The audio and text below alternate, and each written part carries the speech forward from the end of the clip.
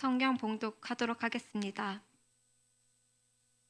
솔로몬이 예루살렘 모리아 산에 여호와의 전 건축하기를 시작하니 그곳은 전에 여호와께서 그의 아버지 다윗에게 나타나신 곳이요 여부스 사람 오르난의 타작마당에 다윗이 정한 곳이라. 솔로몬이 왕 위에 오른 지 넷째 해 둘째 달 주째 날 건축을 시작하였더라. 아멘. 예, 만약에 여러분들이 돈이 많이 어떻게 구비가 돼서 이사를 하게 된다면 여러분들은 어디로 이사를 하겠어요? 내가 이사하려고 하는 곳에 대한 첫 번째 기준이 어디 있을까요? 나름대로 이사에 대한 어떤 기준, 그리고 어디로 가야 될까? 우리 가정에 또 그리고 어떤 나름대로의 많은 기준들이 있겠지요. 제가 이 질문을 드리는 이유는 대부분 우리의 삶의 어떤 일을 결정할 때에 그 결정에 어떤 기준이 되는 것들이 있으려 봅니다. 나의 삶의 결정의 기준. 예를 들어서 그게 이사든지 아니면 직장이든지 아니면 학교든지 뭐든지 어떤 그 결정할 수 있는 결정의 기준이 있을 거예요.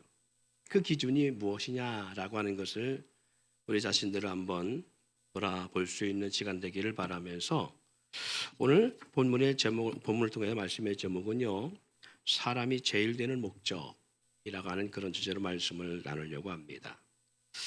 잘 살고 싶지요? 잘 살기 싫은 사람만 한번 아멘해 보세요. 다 잘 살고 싶을 거예요, 그지요?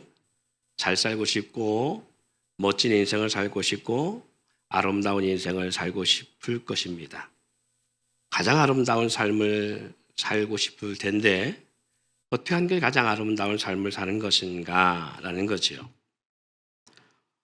제가 잘 살고 싶지요라고 하는 질문을 던질 때 여러분 머릿속에는 벌써 이런 사고가 돌아갈 수 있습니다. 돈, 성공, 부유한 것, 또 권세를 누리는 삶, 나름대로 이런 것들이 잘 사는 기준이라고 하는 생각으로 아마 이렇게 떠오르기도 할 거예요. 근데 과연 그럴까라는 겁니다. 예, 그래서 제가 잠깐 차에 대한 영상을 잠깐 보여주려고 합니다. 우리가 타고 다니는 차를 말합니다. 차에 대한 영상이 혹시 있으면 잠깐만 한번 띄워줘 보세요. 이게 롤스로이스인가요? 예, 롤스로이스라는 타보신 분 있을까요? 저는 벤츠는 타봤습니다만 롤스로이스는 지나가는 차만 봤습니다. 차가 아주 고급스럽지요. 얼마 정도 할까요? 아마 수억 대 할 거예요, 그렇지요? 수억 대 하는 그런 고가의 차인지라 우리는 감히 상상하지 못할 수 있습니다. 그렇다면 왜 많은 사람들이 돈이 생기고 여유가 생기면 저런 고가의 차를 타고 다닐까요? 왜 그래요? 여러분 차를 안 타고 다니시죠? 다 걸어 다니시는 것 같아. 왜 좋은 차를 선호하고 좋은 차를 타려고 할까요? 안전. 또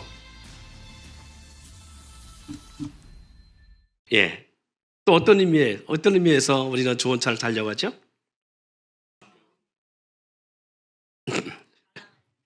자랑. 그렇죠. 어떻게 보면 차부심이라고요. 차부심은 언제 하냐? 운전할 때 나타나는 게 아니라 내릴 때, 내가 그 차의 문을 열고 나올 때 나온답니다. 차부심은. 그래서 남들이 나의 차에 집중하고 그 차에 누가 나오는가 하는 고상을 딱 목격할 때요. 내가 이래서 이 차에 돈을 투자하지라고 한다고 그래요. 저는 모르겠어요. 어쨌든 간에 그럴 수도 있겠다라는 생각합니다. 그래서 우리가 생각하는 최고의 차는 어떤 차일까라고 할 때에 성능과 기능 면에서 사람이 타기에 가장 좋은 성능, 좋은 기능을 갖춰서 있는.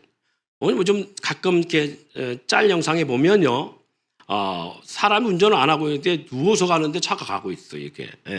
요즘 아주 차 시스템이 잘 나와 있어갖고 그래요, 그죠? 그리고 차가 스스로 방어를 하고요. 그리고 전방 주시를 하고 있는 모든 것 시스템들이 다 그렇게 되어지죠. 주차도 예전에 주차장들은 전부 다 이렇게 좀 좁게 만들어 차가 크지 않았습니까? 근데 요즘 주차장들은 이렇게 새로 지을 때는 크게 이렇게 하더라고요. 근데 저희 아파트도 주차장이 좀 작은 편이에요. 주차 공간이, 주차 라인이 좀 작게 돼 있어갖고, 이렇게 좀 큰 차가 2대가 딱 들어가면 내리기 너무 힘들어요. 이렇게 좁아가지고. 그래서 뭐 그런 불편함이 있는데, 어쨌든 간에 그런 좋은 차를 타고 다니는 것 중에 하나는 초보 운전자들에게도 훨씬 더 유리할 수 있어요. 지가 알아서 주차해 주니까. 내려서 단추만 누르면 지가 알아서 주차 딱 해주고, 또 나올 때 운전하고 가려고 할 때 이게 단추만 누르면 지가 알아서 쫙 나와서 이렇게 주차할 수, 운행할 수 있도록 해주니까 얼마나 기능 면에서 좋은지 몰라요. 이런 차에 대한 시스템들이 너무 잘 나와 있습니다. 예. 자, 그런다면 내가 생각하는 최고의 가전제품은 어떤 것이 최고의 가전제품일까? 우리 주부들이 이런 부분들은 많이 생각할 수 있겠지요. 주부들에게 있어서 최고 좋은 가전제품, 최고의 가전제품. 그것은 아마 기능과 편리성에서 있지 않을까라는 생각을 합니다. 그렇죠? 예. 내가 생각하는 최고의 요리는 어떤 요리가 최고의 요리예요? 맛, 향, 그리고 가성비, 영양가 모든 것들이 들어가요. 그런데 그럼에도 불구하고 이것이 다 정답을 알 수 있습니다. 바로 나에게 잘 맞고 내가 쓰기에 가장 편리하며 내 입맛에 딱 맞는 요리의 음식이 최고의 음식이고 최고의 차고 최고의 제품들이 아닐까. 예. 모든 제품이나 기능들이 자기에게 나에게 있어서 가장 잘 맞을 때에 우리는 그것을 참 잘 나왔다. 그리고 좋은 차다. 그리고 좋은 제품이라고 말할 수 있어요. 몇 년 전에 기능이 아주 좋은 전자제품 가운데 로봇 청소기가 집을 가출했습니다. 그래서 공고에 올라왔어요. 가출한 로봇 청소기를 찾는다고. 아파트의 문을 열고 열려있는 걸 틈을 타고 나가서 엘리베이터에 타고까지 나갔어. 이제 그렇게. 예. 자, 그럼 생각 한번 해보자고요. 최고의 제품인데, 최고의 차량인데, 그걸 누가 만들어요? 사람이 만들었어요. 그러면 누구를 만든 거예요? 차를 위해 만든 거예요? 사람을 위해 만든 거예요? 그렇죠. 사람을 위해 만든 거죠. 그러면 사람을 위해서 최적의 조건을 갖춘 것이 최고의 차고, 가장 멋진 차고, 가장 잘 되어진 차라고 볼 수 있는 거예요. 그런데 최고의 기능을 가진 차가 사람을 거부하고 사람이 타려고 리모컨을 눌렀는데 스스로가 차문을 잠그고 스스로가 그 주인을 따돌리고 뭐 이러면 잘 만든 차요? 못 만든 차요? 인정하십니까? 못 만든 차라고 인정해요? 그렇죠. 못 만들 차일 거예요. 사람을 위해서 만들었으면요, 사람에게 최적의 조건을 선사해 주는 것이, 그것이 잘 만든 제품이고, 잘 만든 차고, 잘 만들어진 요리랄 것입니다. 그러나 사람의 의도와 상관없이 오직 자기들이 원하는 모습으로 존재한다면 이는 잘 만들어지고 존재하는 것이 아닌 잘못된 기능을 갖고 있는 존재겠지요. 사랑하는 성도 여러분, 이 말이 뭐냐? 우리는 마찬가지입니다. 사람도 다르지 않을 거라고 봅니다. 가장 멋있는 사람, 가장 멋진 사람은 어떤 사람인가? 가장 잘 사는 사람, 가장 훌륭한 사람은 어떤 사람이에요? 돈 많은 사람? 아닙니다. 어떤 사람이겠어요, 그럼? 모든 사람들에게 필요로 하는 사람, 모든 사람에게 인정과 칭찬을 받는 사람이 가장 잘 사는 사람이고, 가장 멋진 사람이고, 가장 가치 있는 사람이고, 가장 훌륭한 사람이고, 가장 아름다운 사람이라고 볼 수 있겠지요. 아무리 공부를 많이 했고, 아무리 돈이 많고, 아무리 권력을 누리고, 아무리 삐까뻔쩍한 그러한 자기의 삶의 부유를 누린다 할지라도 오직 자기밖에 모르고 자기 소유 안에서 만족하고 타인을 돌아보지 못하는 그런 삶을 사는 사람을 우리는 그것을 잘 사는 사람이라고, 멋진 인생이라고 말할 수 없을 것입니다. 사랑하는 성도 여러분, 그렇다면 우리 인생은 누가 지었고 누가 만들었어요? 예수를 안 믿는 사람들은 부모에 의해서 내가 지음을 받았고 부모에 의해서 낳았다고 합시다. 그러면 그 자녀의 아름다움은 부모에게 있어서 결정될 수 있는 거예요. 뿐만 아니라 우리가 믿는 사람으로서 하나님이 분명히 우리를 지었음을 말씀하고 있습니다. 내가 너를 지명하여 불러하니 넌 내 것이라고 말씀하셨고요. 내가 너를 지었고 내가 너를 창조하였나니 너는 내 것이라고 말씀하고 분명히 우리 가운데 말씀하고 있습니다. 그렇다면 사람이 가장 잘 사는 사람, 가장 합당하게 사는 사람, 가장 사람으로서 올바르게 사는 사람 어떤 사람이냐? 사람이 만든 차와 같이, 사람이 만든 제품처럼, 사람이 만든 요리처럼 하나님 보시기에 가장 아름다운 삶을 살아가는 사람을 가장 잘 사는 사람이라고 말할 수 있어요. 가장 멋진 인생을 말할 수 있어요. 그래서 윈스터의 소요리 문답 가운데 보면 제1문이 이런 문으로 되어 있습니다. 사람이 살아가면 제일 되는 목적, 사람이 제일 되는 목적이 뭐냐? 하나님을 영화롭게 하고 하나님을 위하여 영원토록 즐거워하는 것이라고 그렇게 말씀하고 있습니다. 즉 하나님을 경외하며 하나님으로 인하여 주님 부르시는 그날까지 즐거워하며 행복한 삶을 주님으로 인하여 살아가는 삶이 가장 잘 사는 사람이고 바른 삶을 사람이고 그리고 하나님이 창조의 목적에 의해서 살아가는 사람이라고 볼 수 있습니다. 그러나 대부분 믿는 사람이나 믿지 않는 사람들의 삶의 목적은요, 누구에게느냐? 하나님에게 맞춰져 있지 않습니다. 아까 제가 말씀드렸지요. 사람이 차를 만든 이유는 그 차를 통해 가장 편안하고 가장 안전하고 가장 기능성 있는 가장 좋은 시스템으로서 사람 타기에 편안한, 사람 타기에 편리한 그런 시스템의 차를 만들어서 사람으로 가장 그런 행복한 그리고 편안한 운전을 하기 위한 것이라면 그런데 불구하고 그 차가 사람을 거부하고 사람을 위해서가 아니라 자기 자신을 위해서 존재하고 그렇게 나려면 그건 잘 만든 것이 아니라고요. 그리고 좋은 차가 아니라고요. 목적이 잘못된 차라고요. 그것처럼 우리 인생도 마찬가지입니다. 사람들의 삶의 목적이 하나님께 있어야 되는데 누구에게냐? 자신에게 있다는 거예요. 나를 위해 살고 나를 위해 먹고 나를 위해 마시고 나를 위해 일하고 나를 위해 돈을 벌고 나를 위해 수고하고 나를 위해 삶을 살아갑니다. 그래서 소유리 문답 1문에 밝히는 것이 우리의 삶의 목적이 내가 아닌 하나님이라는 거예요. 할렐루야. 그래서 우리가 예배한다는 것은 바로 이 소유리 문답의 1문에 말한 것처럼 사람이 제일 되는 목적 바로 그것을 말하는 거예요. 하나님을 영화롭게 하고 하나님을 위하여 영원토록 즐거워하는 것, 이것이 뭐냐? 첫 번째 삶의 모습이 바로 예배란다는 거예요. 그래서 예배한다는 것은 종이 주인에게 머리를 숙이거나 주인의 말에 순종함처럼 엎드려 경배한다는 의미의 예배입니다. 엎드려 경배한다라는 한자의 의미를 풀면 이것이 바로 예배를 의미하는 거예요. 그래서 그런 의미로 주관자에게 예를 다하는 것, 그것이 바로 예배라는 거예요. 내가 창조자나 만물의 주관자가 된다면 당연히 예배의 대상이 내가 될 수 있고 나를 위해 살 수 있고 나의 삶만을 위해서 목적을 살아갈 수가 있는 거예요. 그러나 우리 가운데 머리털 하나도 희거나 검게 하지 못합니다. 이제 저도 머리가 시끄대끈해서 제가 염색을 좀 해봤어요. 했는데 염색을 해도 한 달 좀 넘는 것 같아요. 이게. 그러니까 조금 이제 몇 주 지나가면 또 하얗게 또 변하기 시작합니다. 이제 점점 이제 하얀 것이 이제 넓어져 가요. 이제. 네, 60밖에 안 됐는데 벌써 이러면 어떻게 하나. 이제. 하여튼 그래요. 근데 이걸 내 마음대로 못 하잖아요. 머리를 희게 하거나 검게 하거나 내 마음대로 못 해요.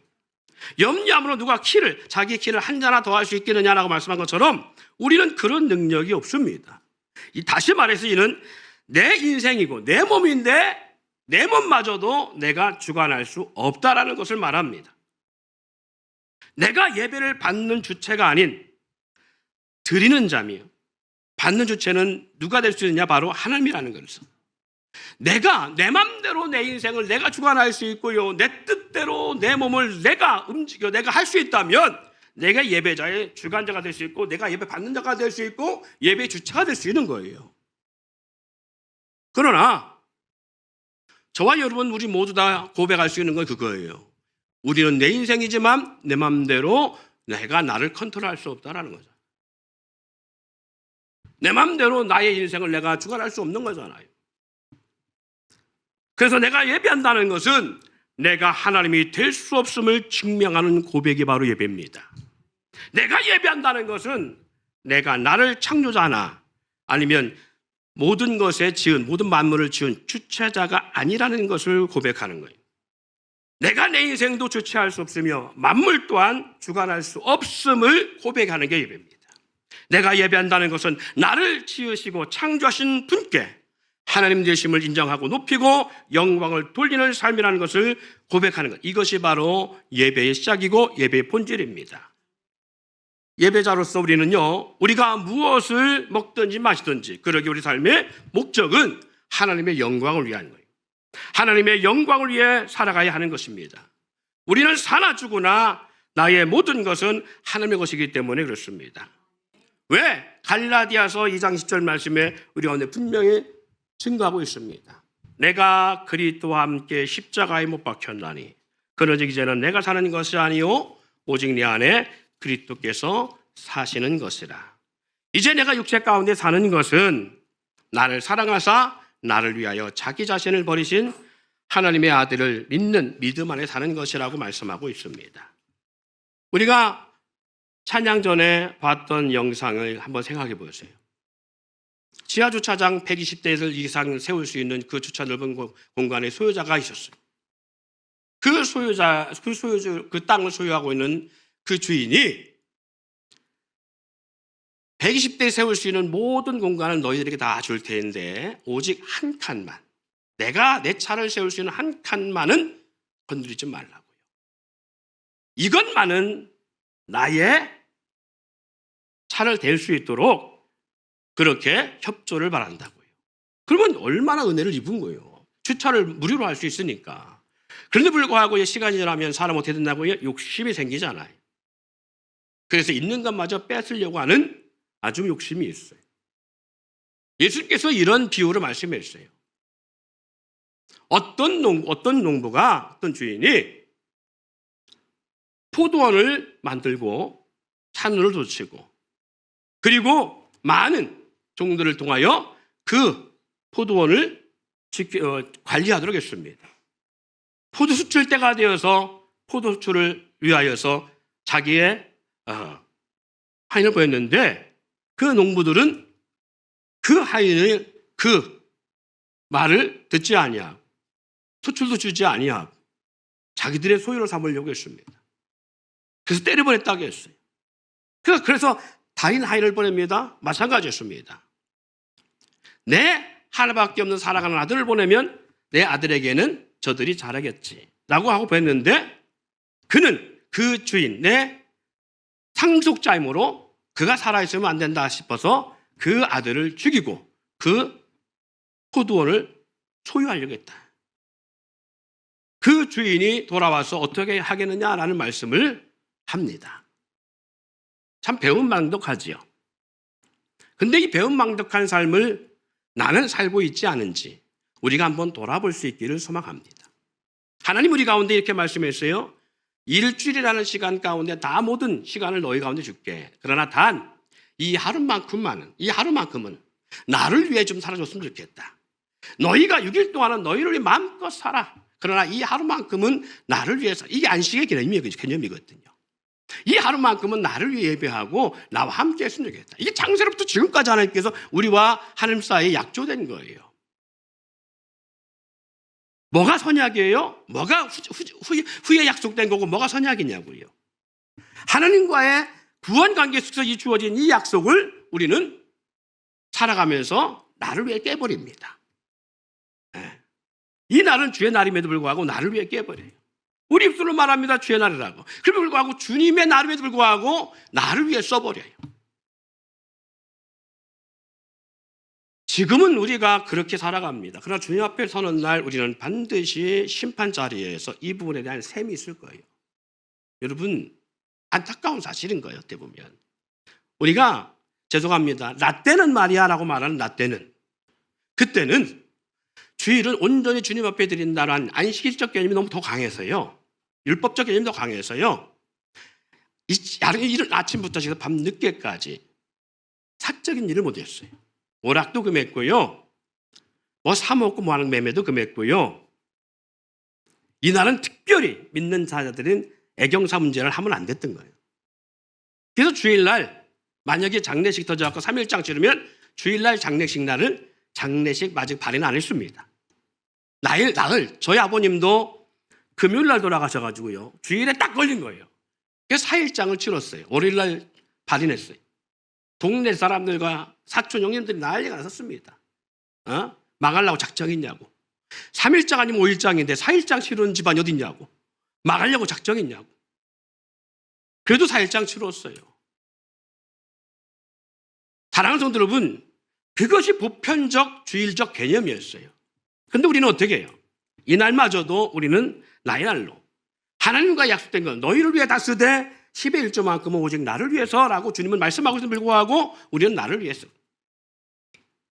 사랑하는 성도 여러분, 오늘 우리의 모습도 마찬가지. 그 주차장의 소유권을 가지고서도 배려했음을 불구하고 그 배려한 그 배려를 받은 주민들이 그 땅의 주인에 대한 은덕을 무시하고 그리고 함부로 하는 것처럼 우리도 그런 모습으로 우리의 삶을 살아가고 있지 않은가. 자, 오늘 영상 한 번 더 보기를 원합니다. 이 영상은요, 이스라엘에 대한 영상입니다. 자, 한번 보시고 말씀을 이어갑니다. 예루살렘에는 놀라운 비밀이 하나 있습니다. 사실 이 도시는 절대로 수도가 되어서는 안 되는 도시였습니다. 왜냐고요? 첫 번째, 물이 없습니다. 강도 없고 바다도 없습니다. 수백만 명이 살아야 하는 수도인데 식수원은 기온 샘이라는 샘 하나뿐이었습니다. 두 번째, 농사도 어렵습니다. 주변은 대부분 척박한 바위산입니다. 도시를 먹여 살릴 만큼의 식량을 생산하기 어려웠습니다. 세 번째, 교통도 최악이었습니다. 높은 산과 깊은 계곡으로 둘러싸여 있어 주요 무역로에서도 벗어나 있었습니다. 물이 없고 먹을 것도 부족하고 교통도 불편합니다. 그런데 왜 이런 곳이 수도가 되었을까요? 놀랍게도 이스라엘은 가장 부유한 도시를 선택하지 않았습니다. 가장 편리한 도시도 선택하지 않았습니다. 그들이 선택한 이유, 아브라함이 하나님을 만났던 곳, 다윗이 꿈꾸던 곳, 그리고 성전이 세워질 곳이었습니다. 예루살렘은 가장 좋은 조건을 가진 도시가 아니었습니다. 하지만 가장 큰 의미를 가진 도시였습니다. 생각해보면 사람들은 늘 가장 좋은 조건을 찾아 살아갑니다. 더 좋은 집, 더 좋은 직장, 더 좋은 환경. 하지만 성경은 전혀 다른 이야기를 들려줍니다. 가장 중요한 것은 조건이 아니라 무엇을 위해 존재하느냐는 것입니다. 그래서 예루살렘은 수도가 될 수 없는 도시였지만 결국 이스라엘의 심장이 되었습니다. 할렐루야. 오늘 말씀 다 했습니다. 이 영상의 모든 걸 다 말해줍니다. 이스라엘이 선택한 이스라엘 백성들이 예루살렘을 중심으로 살아가는 이유, 예루살렘이라는 지형이 사람이 살아가기에 최적의 환경이 아닌 최적의 조건을 갖춘 땅이 아니라는 사실이지요. 그곳은 물이 부족하고 물이 없는 곳이고 산악지대고 메마른 곳이었고 골짜기로 둘러싸인 곳입니다. 높은 산악으로 쌓여 사람이 모여 살기에 불편하고 인구 이동이 원활하지 못한 곳, 좋은 환경이나 조건이 아닌 그런 지형이었습니다. 그럼에도 불구하고 그들이 예루살렘이라는 지형의 수도를 삼고 예루살렘 중심한 삶을 살아가는 근본적 이유는 뭐라고요? 그곳이 하나님의 임재의 장소였기 때문이었습니다. 이 말인즉 하나님 중심한 삶을 이스라엘 백성들은 살아왔다는 거예요. 그들은 환경이 어떠냐? 그것이 중요한 것이 아니라 하나님의 임재가 있느냐? 하나님이 어디서 어떻게 역사하는가? 비록 척박한 곳, 환경이 열악한 장소라 할지라도 그곳이 하나님의 임재했던 장소요. 하나님의 역사가 있었던 장소라면 환경과 상황이 어떠하든 하나님과 함께함이 그들의 삶의 목적이었다는 것입니다. 그러기에 가장 좋은 환경과 조건이었지만, 좋지 않은 조건이었지만 그들은 그럼에도 불구하고 하나님의 임재의 장소인 예루살렘을 수도 삼고 그리고 예루살렘 중심한 삶을 살아가는 민족이 됐습니다.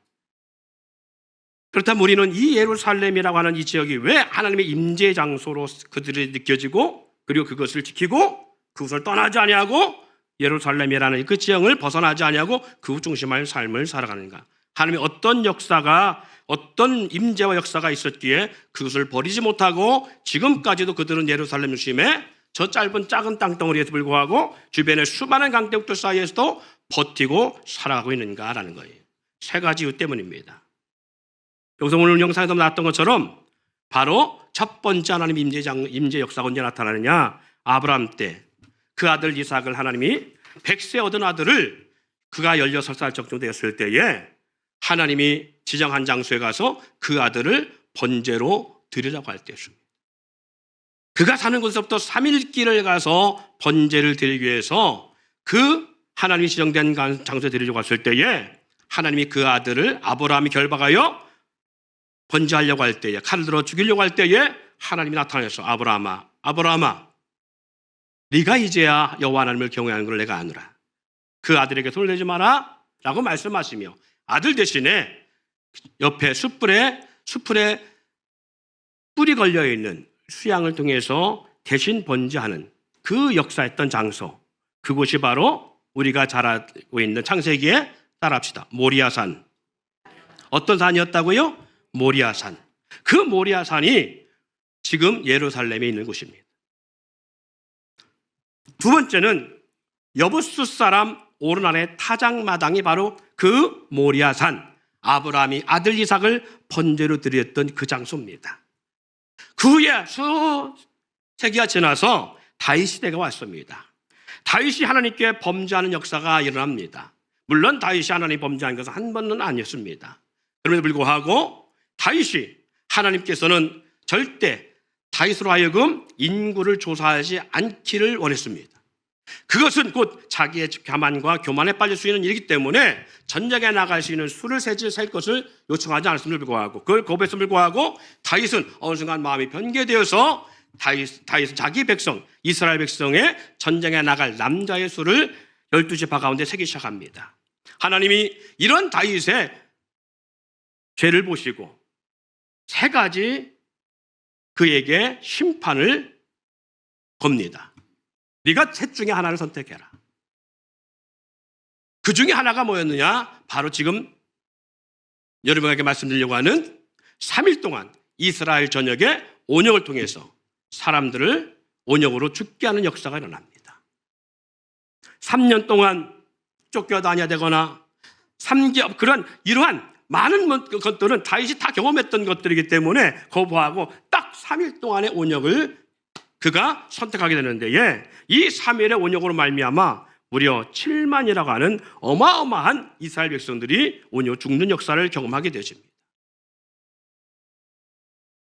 이때에 예루살렘 성을 바라보면서 예루살렘 쪽을 바라보면서 천사가 하나님의 심판을 행하려 할 때에 그 오르난 타작마당에서 다윗이 하나님께 기도하며 그곳에서 짐승을 잡아서 번제를 드립니다. 다윗이 진심으로 회개의 제단을 쌓고 번제를 드리고자 할 때에 하나님은 더 이상 이 심판을 행하지 아니하고 거두시는 역사가 일어납니다. 심판이 멈추고 구원과 회복에 시작된 거룩한 장소가 바로 오르난의 타작마당이라는 곳입니다. 오르난 타작마당에서 우리가 주목해야 봐야 될 하나의 내용이 있습니다.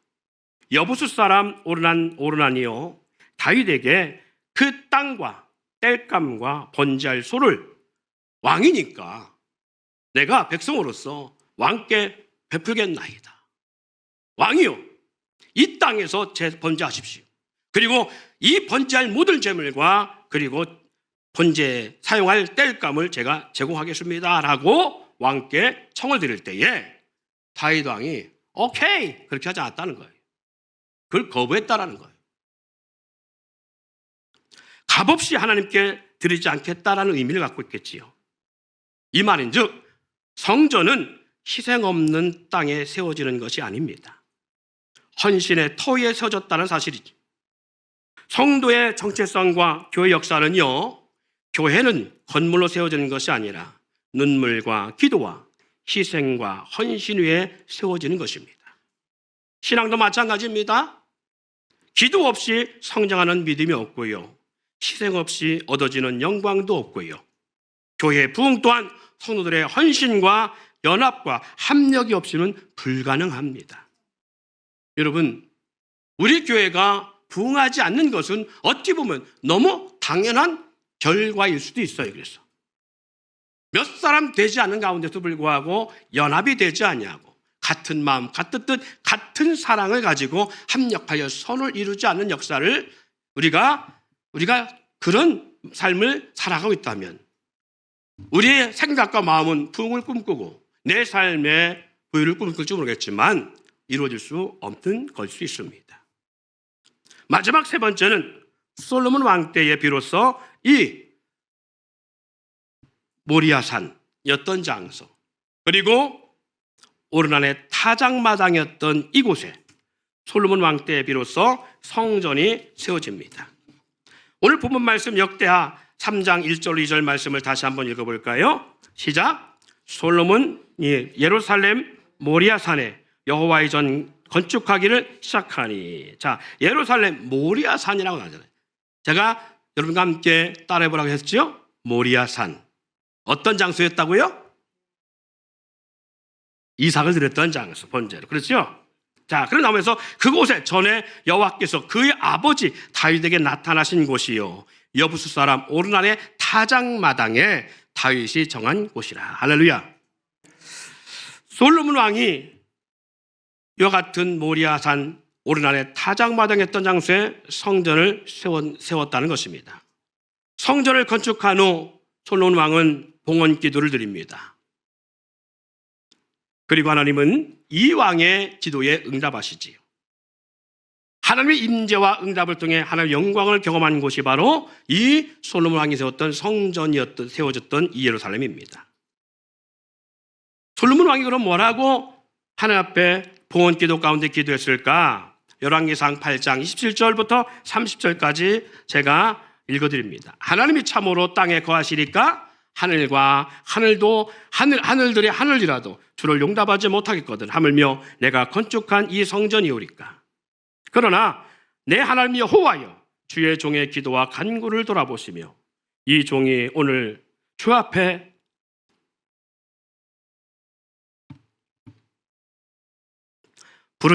부르짖음과 비는 기도를 들으시옵소서. 주께서 전에 말씀하시기를 내 이름이 여기 있으리니 하신 곳, 이 성전을 향하여 주의 눈이 주야로 보옵시며 주의 종이 이곳을 향하여 비는 기도를 들으시옵소서.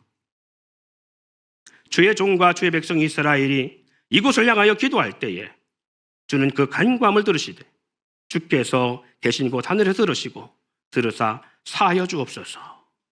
이러한 봉헌 기도를 한 후에 열왕기상 9장에서 하나님의 응답이 내려오는데 많은 절수 가운데 2절만 제가 봉독합니다. 2절과 3절에 보니까 열왕기상 9절 2절 3절에 이렇게 말씀합니다. 여호와께서 전에 기브온에 나타나신 같이 다시 솔로몬에게 나타나사 여호와께서 그들에게 이르시되 내 기도와 내가 내 앞에서 간구한 바를 내가 들었은즉 나는 내게 건축한 이 성전을 거룩하게 구별하여 내 이름을 영원히 그곳에 두며 내 눈길과 내 마음이 항상 거기에 있으리니.